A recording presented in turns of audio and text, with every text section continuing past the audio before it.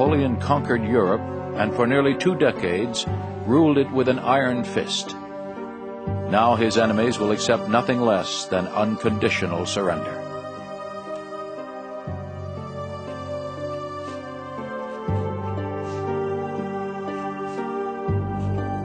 On April 6, 1814, a humiliated emperor abdicates. 2 weeks later, Napoleon leaves Fontainebleau for the last time. 600 loyal troops and 4 cannons will follow him into exile.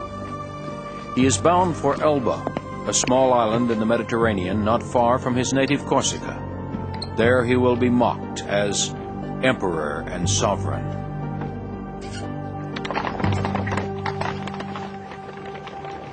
Napoleon's departure signaled a return to monarchy and the dark days before the Revolution. With the stroke of a pen, Louis XVIII restores France to its former borders and abolishes the empire. But for some, there's no turning back. After 10 months on a 38-square-mile island of scrub-covered mountains, Napoleon is getting bored.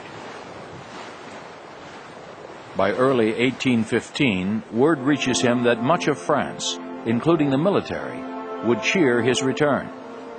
Though it's a long shot, Napoleon can't resist the opportunity to recover his old glory. In March, he escapes from Elba, aboard a boat disguised as an English brig, and makes a dash for Paris. Along the way, every regiment sent by the king to arrest him joins him. When the news reaches the palace, Louis flees. Now the people openly embrace their former emperor. Napoleon promises to save France, to roll back the calendar to the days of the Revolution, to restore liberty, equality, and fraternity. Meanwhile, in Vienna, Napoleon's enemies have been busy carving up his empire. When news of Napoleon's return reaches them, they officially declare him an outlaw. Immediately, the Duke of Wellington heads for Belgium to join up with Field Marshal Gebhard Blücher and the Prussians.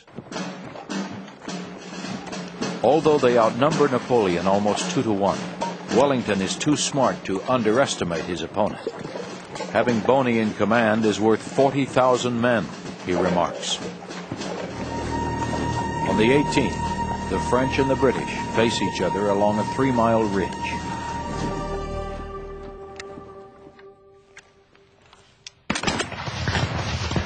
At 11:30 a.m., gunfire signals the beginning of the Battle of Waterloo.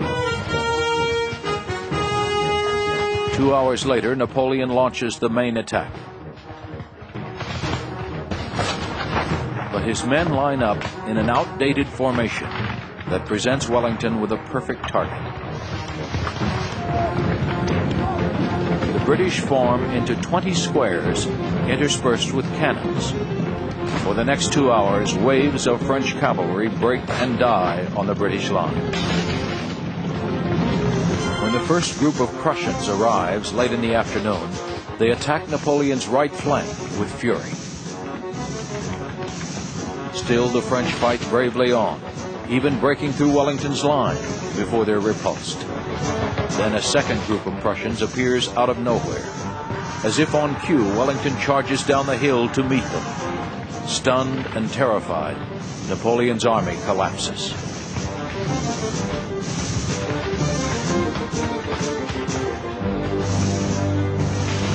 It cost Wellington 20,000 men to win the Battle of Waterloo. It cost Napoleon twice as many to lose it.